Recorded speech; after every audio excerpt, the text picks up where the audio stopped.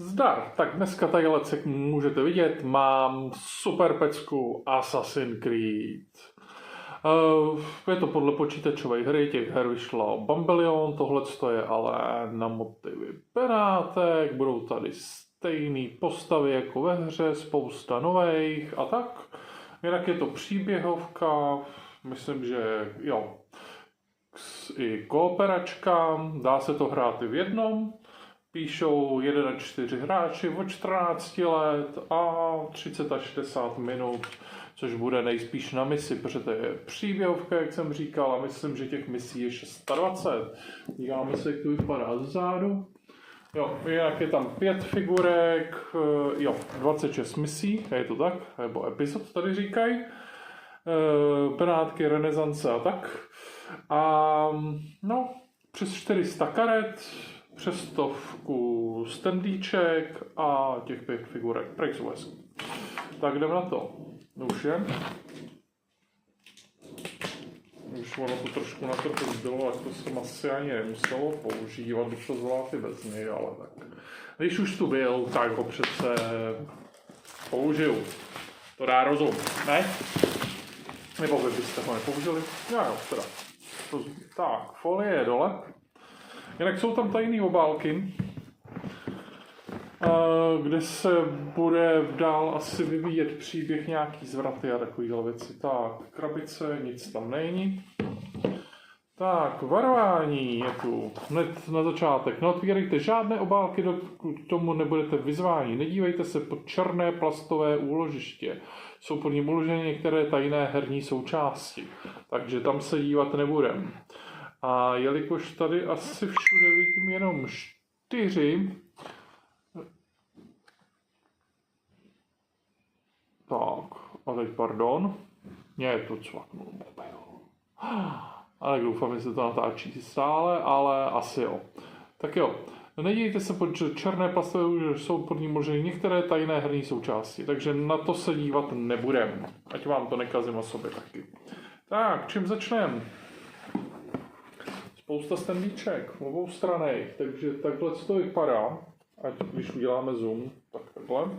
Obou strany píšou, že jich je přes 100, budu jim věřit, tohle vypadá fakt, že je bambilion, tak já to trošku uhnu. Ať kamera může něco taky snímat, teda telefon, ne kamera. Tak, tyhle je pokračování, je to vidět nějaká loď, nějaký budovy a tak, je to hezký. Tyjo, tohle, kdyby byly všechno figurky, tak člověk barví další 40 let. Ale vypadalo by to fakt pak perfektně. Tak, teď se koukneme, co je tu dál. Tadyhle z toho sundám ten plast, takhle co teda vypadá. Něco mi tam spadlo, nějaký kód, či co? Chce to jít. Tak, koukneme na to. Interactive Game Tutorial, download code. Aha, tak si takhle můžete asi stáhnout někde tutoriál, takhle to vypadá. Ta plocha se dá setřít, tahle stát, takže typnu, že tam bude ten kód pod tím. Pro ten tutoriál. Tak, podíváme se, co to je. Nějaká výplň. Tadyhle jsou kostičky, nějaký označovače. Další kostičky, spousta pytlíků pro ty, kdo potřebuje. Tak, spousta karet, ale je na nich stop, takže tam se dívat rozhodně nebudu. Další kartu umístěte za rozdělovník nadepsaný Alessandra a další kartu umístěte za rozdělovník nadepsaný 3.1, takže tadyhle do toho se dívat nebudem, ale je to tu a jak vidíte, je toho bambilion. Prostě mega příběh. Tak, tadyhle jsou nějaký další kartičky, ale na nich stop není, takže se jdem podívat, co tam je. Tohle teda posunu stranou. To teda pidi. Tohle asi člověk obalovat nebude ani, nevím, jestli by si to obalovali nebo ne. Ale když toho je tolik, nebo bude tolik, takhle jich je jako pár, to by ještě šlo. Ale jinak, jsou tu nějaký staty, samý stativ, no, takže nic jako extra zajímavého. Z druhé strany jako asi OK, ale no, mohlo by to fungovat, ale že by ten design byl kdo ví jak krásnej, se říct nedá. Teda podle mě. Nic, zpátky to nechce, takže asi to tam ani zpátky dávat nebudu, nebo já nevím, nebudu. Dám to tam místo. Tak, spousta podstavců na ty standíčka. Pak tu jsou kostky, černé kostky,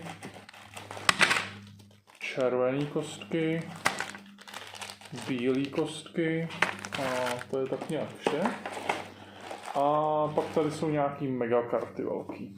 Tak se podíváme, co je na těch megakartách. Assassin's Creed Brotherhood Venice. Tak na tohle se asi můžeme podívat. Začátek vypadá dobře. Tadyhle je nějaká stopka. Jinak těch karet je tady takhle, jo. Plus teda ještě tadyhle to, co si ukážem. Tohle to si neukážeme, je tam stopka. HQ1. To bude nějaký headquarter, něco takového, prostě nějaká základna, asi bych si typnul. Tak, tadyhle je nějaká ta Alessandra, tu už jsme viděli u těch malých, tady je nějaká 1, 2, 3, 5, takže on se bude nějak vyvíjet, ten příběh bude dál pokračovat. A tím se budou otvírat nový a nový karty, takže se kouknem, na to nepotřebuji asi ani nůž. Podíváme se na ty karty. Protože tady je tenhle ten krásný proužek. Když to funguje, tak je fajn. Když to nefunguje, tak pak je to na naštvání. Protože je tam úplně zbytečně. Ale tady to funguje, takže dobrý. A Blast Bridge, jsou to nějaký větší karty. Ani nevím, jestli pro tenhle formát obaly jsou, ale určitě asi jo. Protože těch obalů vyšlo strašně moc. Ty karty vypadají takhle, to je docela hezký. Jo. Headquarters. Takže tadyhle bude ta základna. Nějaká vila. Takže jako tohle vypadá fakt pěkně. Tak, to je sama vila a tak. Nevím, radši to asi dál prolejzat nebudu, i když u tohle stopka nebyla. Ty obrázky vypadají stejně, jen se tadyhle z nějaký jiný číslo, třeba 4 a tak. Takže to vypadá jako OK. Nevím. No, má to všechno stejné obrázky. Ještě třeba takhle s náhodou tohle co ukážu. Takže ten obrázek je všude stejný, jen ten nápis, případně číslo nahoře, to odlišuje. Plus ty úplně první dvě kartičky. Takhle vypadají z druhé strany. Už jenom kvůli těm slečnám tady v tom rohu, tak z téhle druhé strany je to asi hezčí. Tak jo, tak to byly tyhle ty megakarty. Koukneme se, co to je dál. Jinak teda tímhle s tím jsem prošel už půlku krabice, která je teda jako brutálně těžká. Tak, tohle je nějaký herní plán, na ten se asi můžeme podívat, taky jak vidíte, taky jeho trošku víc. Takže jdem na to. Jinak teda hezký, jestli to bude fungovat, takže mají opravdu ten tutoriál, jestli ho člověk může projít na netu a může si to tak třeba i ověřit, jestli pochopil správně pravidla, jestli to hraje dobře. A doufám, že tady ty pravidla někde jsou, ale asi by měly být, zatím je tu nevidím, nebo něco tam je. Tak, tady jsou nějaký střechy. Je to zase obou strany, asi to příště z druhé strany už ukazovat nebudu. Nějaký další prostředí, já nebo budu, nevím, asi můžu ještě tohle, ale ono to je stejný, takže asi dál už to nemá cenu, ale projdu to. Jinak tohle dá se z toho vyloupat, jak tadyhle takhle můžete vidět, takže s tím si pohraju až po videu, takže takhle vypadají ty prostředí. Tak, jako takhle ta grafika je docela hezká, to se mi jako líbí, jak to vypadá. Ty figurky by tam vypadaly nádherně. Ještě jsem viděl na netu, že někdo k tomu dělal papírový 3D budovy. Takže asi se dají někde stáhnout ty soubory, vystříhat, slepit, vzpomínat si na mládí pro ty, co jsou starší a pamatují si ABC, kde tadyhle ty vystřihovánky podobně byly a člověk si tam dělal různý modely letadel, autíček, anebo třeba i domečku a tak. Takže si na to můžu vzpomenout a udělat si domečky do Assassin's Creed. A jestli se nepletu, ono ABCčko snad ještě i vychází, takže vlastně asi i mladší lidi to můžou znát. Tak, tadyhle jsou nějaký žetonky, si budou hodit.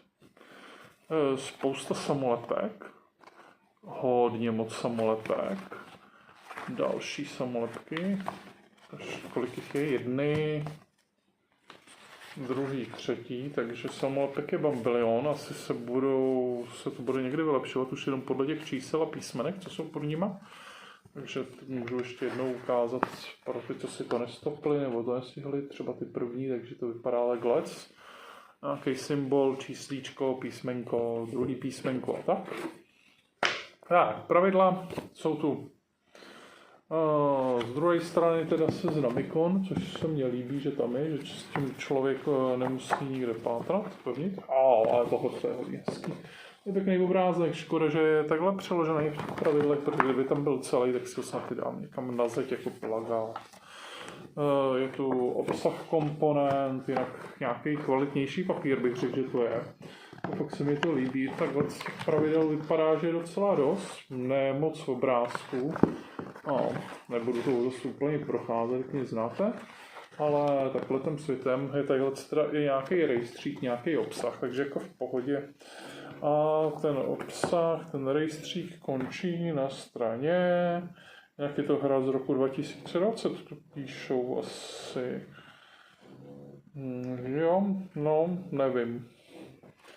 nevím kolik, ale dám se podat, vůbec nevím, ale je to asi takhle silný. Ty stránky totiž nejsou nějak číslovaný, ale jako když vidím, kolik toho tam je na tom začátku, kolik je toho na konci, tak to asi tak hrozný nebude. Čeho se bojím? Tak se bojím toho překladu.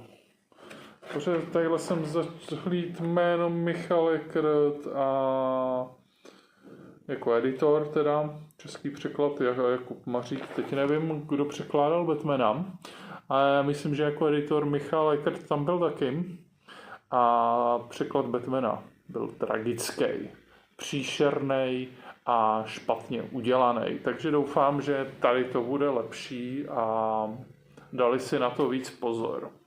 Na rozdíl od toho Batmana, protože tam byly chyby, jak gramatický, tak tam chyběly písmenka, tak tam byla záměna tah a kolo, takže to fakt ne.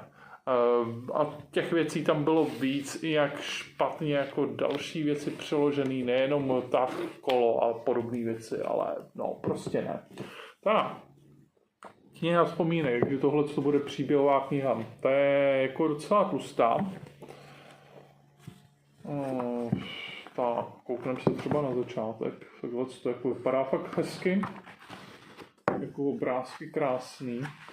Tak, asi dál nepůjdu, ať to nespoiluju moc, i když asi z toho byste taky vůbec viděli, ale tak prostě chleb.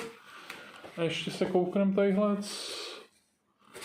na další věci, jinak tadyhle je další nějaká vložka, aby to tam nechrastilo. Tadyhle je spousta dalších věcí, jsou tu nějaký obálky, 1, 2, 3, do kterých nepolezu, 4, 5, 6. Teď možná takhle jako i pečetě, takže jako vypadá to luxusně. Teď možná spoiler alert, ale asi ne. Ne, to asi ne. Tohle to asi bude veřejný. Takže je tam tohleto, myslím byl Leonarda da Vinciho. Taková ta slavná postava, kresba, krásný. Tak, tadyhle si zase něco, typnu, že tam se budou asi dávat kartičky, vidím tady nějaký Ačko, Bčko, zbraň na dálku, zbraň na blízko, jinak v té hře se budete i vylepšovat. A pak jsou tadyhle vlastně čtyři takovýhle desky, takže to budou desky hráčů s pokladama, s nějakým vybavením, co máte u sebe. Takže tohle to vracím. Tohle vracím.